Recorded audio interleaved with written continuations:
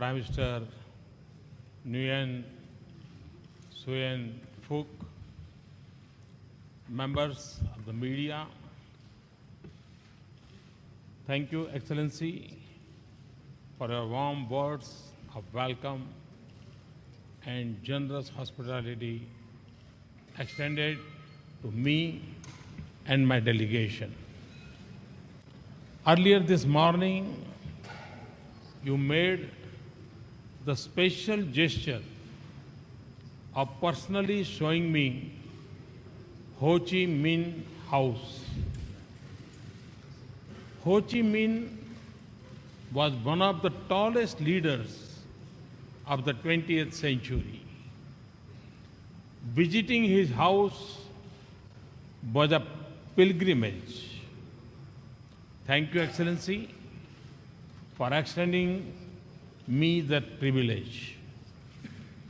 Let me also congratulate the people of Vietnam on their National Day that you celebrated yesterday. Friends, the links between our societies go back over 2,000 years. The advent of Buddhism from India to Vietnam and the monuments of Vietnam's Hindu charm temples stand testimony of these bonds.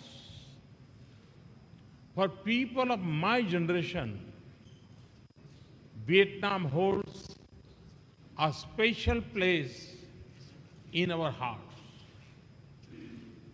The bravery of the Vietnamese people in gaining independence from colonial rule has been a true inspiration, and your success in national reunification and commitment to nation building reflects the strength of character of your people.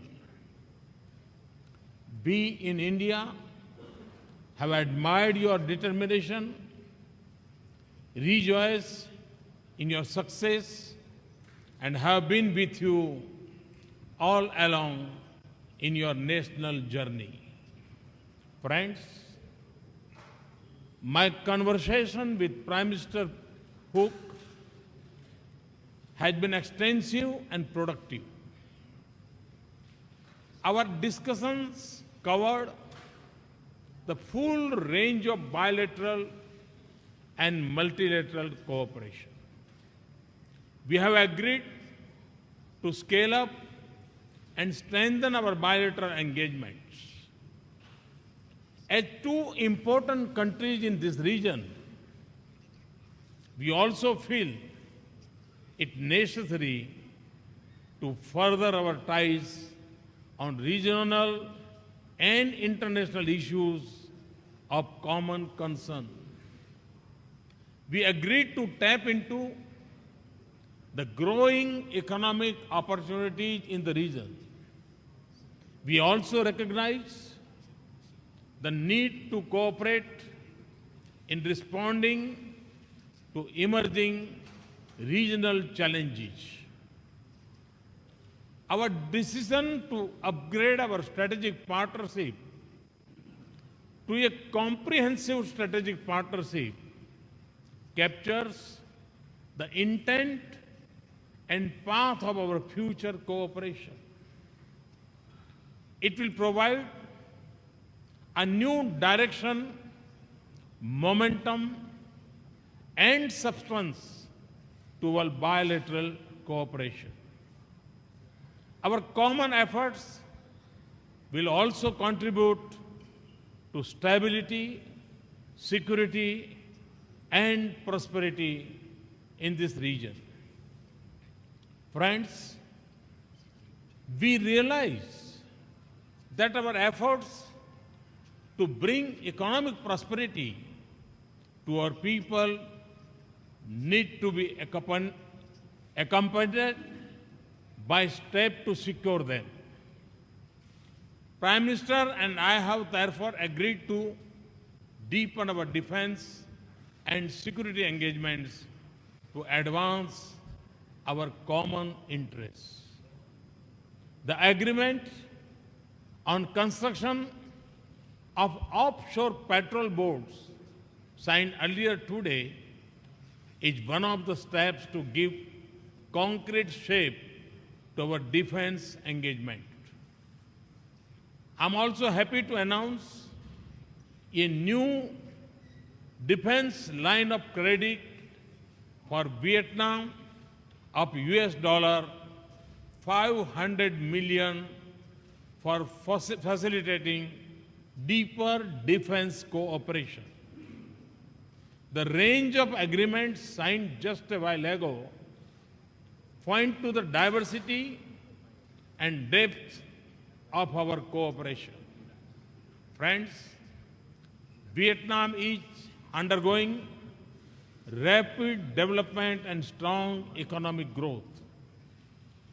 As Vietnam seeks to empower and enrich its people, modernize its agriculture, encourage entrepreneurship and innovation, strengthen its science and technology base, create new institutional capacities for faster economic development, and take steps to build a modern nation. India and its 1.25 billion people stand ready to be Vietnam's partner and a friend in this journey. Prime Minister and I agreed to take several decisions today to move on the pledge of our partnership.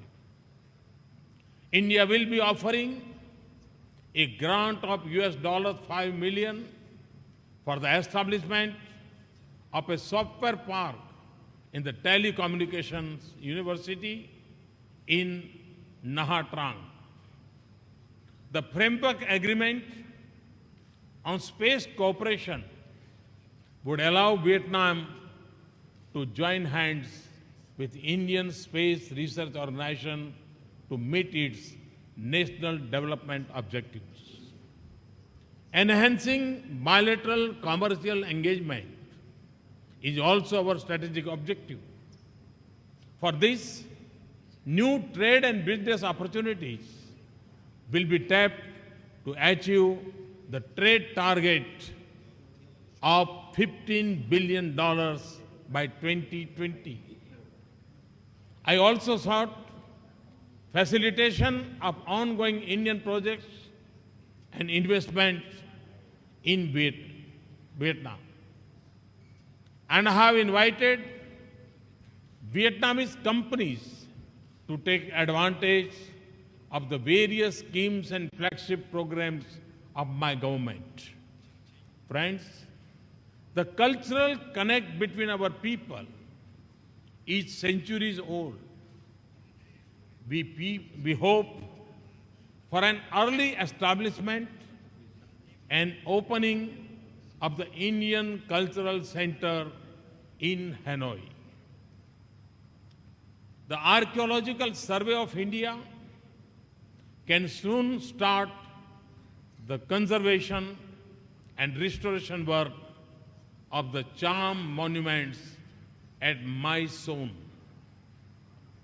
I am thankful for Vietnam's leadership in facilitating inscription of Nalanda Mahavihara as a UNESCO World Heritage Site earlier this year.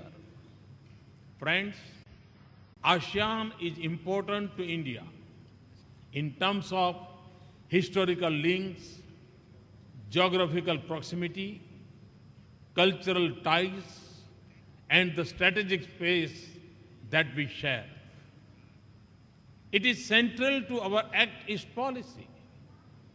Under Vietnam's leadership, as ASEAN coordinator for India, we will work towards a strengthened India-ASEAN partnership across all areas.